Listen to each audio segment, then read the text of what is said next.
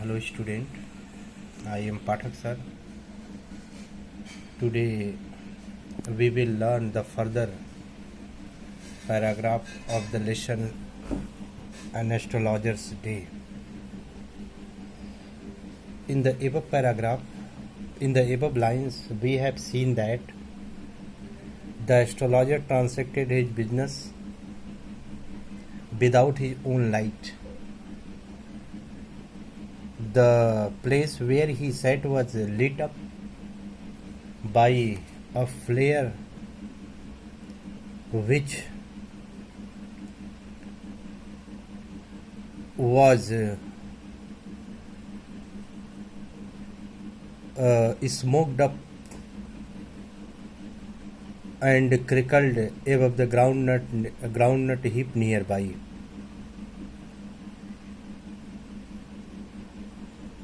Now we will see, उपर्युक्त paragraph में हम लोगों ने पढ़ा कि वह ज्योतिष अपने धंधे को अपने खुद की प्रकाशित रोशनी से नहीं चलाया करता था। वह पास रखे गए मूंगफली के ढेर पर लगी हुई एक नंगी मशाल की रोशनी से अपने धंधे को चलाता था। नाउ द ऑथर सेज, अब आगे लेखक कह रहे हैं क्या कि हाफ द इंचेंटमेंट, आधा आकर्षण ऑफ द प्लेस, उस स्थान की। कह रहे हैं क्या कि half the enchantment of the place, कह रहे हैं क्या कि उस स्थान का आधा आकर्षण was due to the fact, इस सच्चाई के कारण था, इस वास्तविकता के कारण था। कह रहे क्या, हाफ द इंचेंटमेंट मतलब था शोभा, आकर्षण। द प्लेस, उस स्थान का आधा आकर्षण, वाज ड्यू के कारण था, और किसके कारण? द फैक्ट, उस सच्चाई के कि it did not have the benefit of municipal light, कि it did not have the benefit of municipal light. क्या कि it did not have the benefit, इसके पास नहीं था। कह रहे हैं क्या कि half the enchantment of the place was due to the fact, उस जगह का आधा आकर्षण तो इस सच्चाई के कारण था, इस वास्तविकता के कारण था कि it did not have the benefit of municipal light. Municipal light का मतलब नगर निगम के प्रकाश का लाभ न था, उसे नगर पालिका के प्रकाश का लाभ नहीं था। It did not have the benefit of municipal light, कि इस जगह पर नगर निगम के प्रकाश की व्यवस्था नहीं थी। और क्या? The place was lit up, वह स्थान, करें क्या कि the place was lit up, उस स्थान को लिट अप, प्रकाश मिल जाता था, और वो भी किसके द्वारा? बाई शॉप्स लाइट, दुकानों की रोशनी का, दुकानों की बत्तियों का। तो कह रहे हैं क्या कि उस जगह को दुकानों की बत्तियों से प्रकाश मिल जाता था, या वह स्थान आसपास की दुकानों की बत्तियों से प्रकाशित रहता था। 1 or 2 had hissing gas light, 1-2 के पास हिसिंग गैस लाइट। कह रहे क्या कि हिसिंग, शोर मचाने वाली, हवा में भरने वाली गैस की बत्तियां थी, हिसिंग गैस लाइट। और some had naked flares stuck on poles, some, कुछ दुकानदारों के पास, स्टक ऑन पोल्स, बांस के सहारे लगी हुई, नेक्ड फ्लेयर, नंगी मशाले थी। फ्लेयर मतलब होता है मशाल। कह रहे क्या कि 1 or 2 had hissing gas light, 1-2 के पास हिसिंग, शोर करने वाली यानी सी करने वाली गैस की लाइट्स थी, बत्तियां थी। एक दो के पास naked flare stuck on poles, कुछ एक दो के पास नंगी मसाले बांस सो में लगी हुई थी। एक दो के पास बांसों में लगी हुई नंगी मसाले थी। और क्या, सम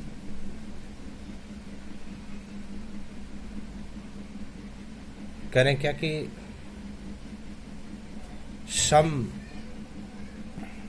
were lit up by old cycle lamps, कुछ लोगों की दुकानें साइकिल लैम्प अर्थात पुरानी साइकिल की बत्तियों से, अर्थात साइकिल में लगी हुई पुरानी बत्तियों से प्रकाशित होते थे।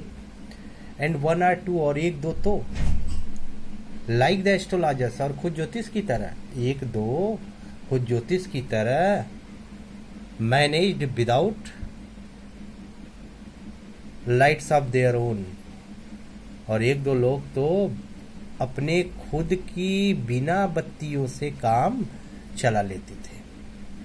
फिर से एक बार देख लेते हैं। 1 और 2 है हिसिंग गैस लाइट, एक दो के पास एक दो के पास आवाज करने वाली, सींसी करने वाली, फुफकारने वाली, शोर मचाने वाली गैस की बत्तियां थी। सम हैड, कुछ के पास naked flare stuck on poles, कुछ लोगों के पास नंगी मसाले बांसों में लगी हुई थी। कुछ लोगों की नंगी मसाले बांसों में लगी हुई थी, बांसों में लगी हुई कुछ लोगों के पास नंगी मसाले थी। Some were lit up by old cycle lamps, कुछ लोगों की दुकानें पुराने जमाने की साइकिल की बत्तियों से प्रकाशित होती थी।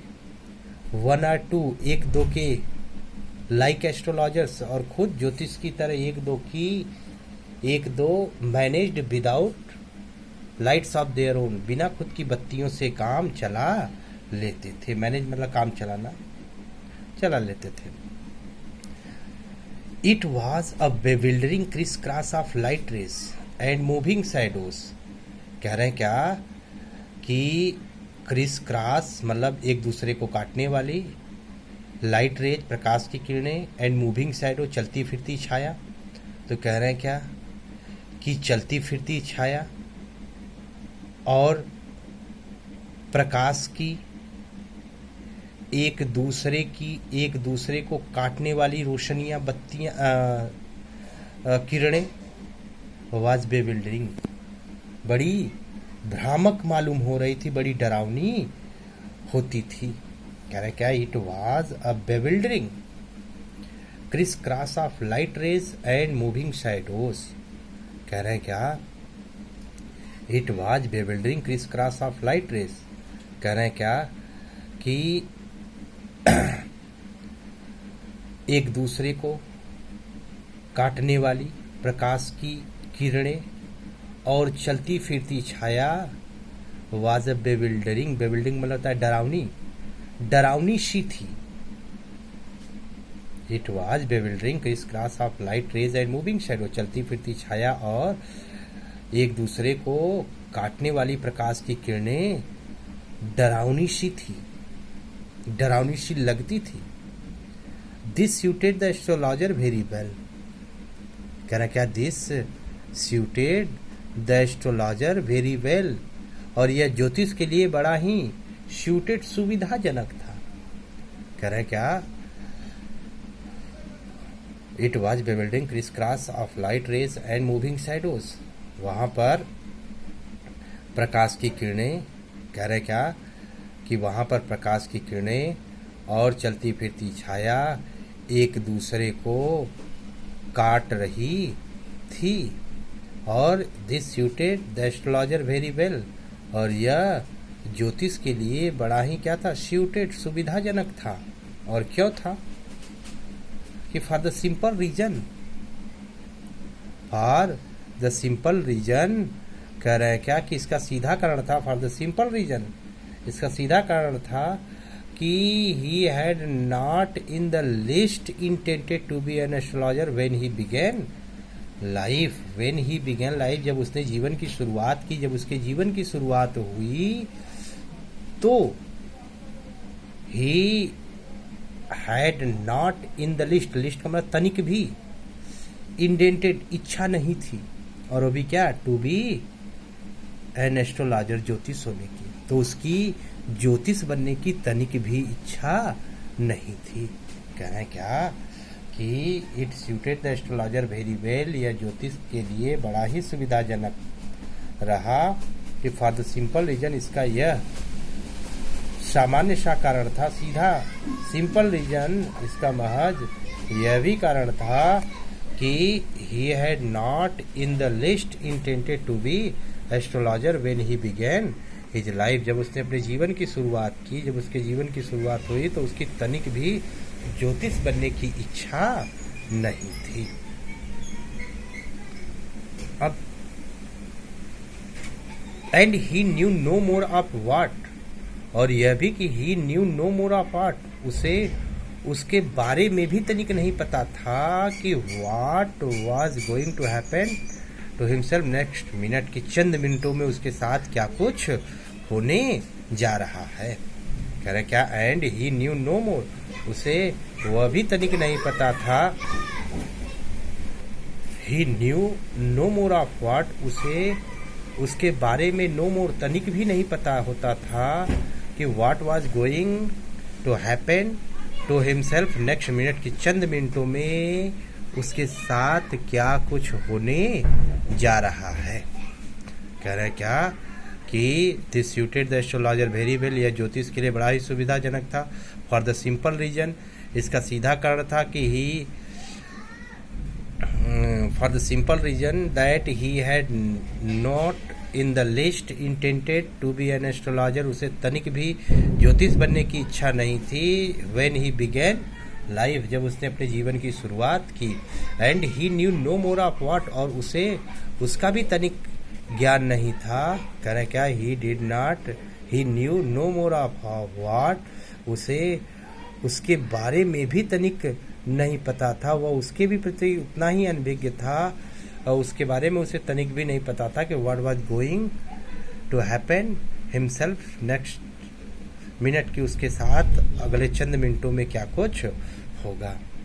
ही was as much the stranger to the star, वह स्टार्स का मतलब यहाँ पे ज्योतिष विद्या, यह ज्योतिष विद्या का उतना ही अनजान था, अनभिज्ञ था, स्ट्रेंजर, वह ज्योतिष विद्या से उतना ही ज़्यादा अनजान था, एज जितना कि वेयर हिज इनोसेंट कस्टमर, जितने कि उसके भोले भाले ग्राहक थे। कह रहे हैं क्या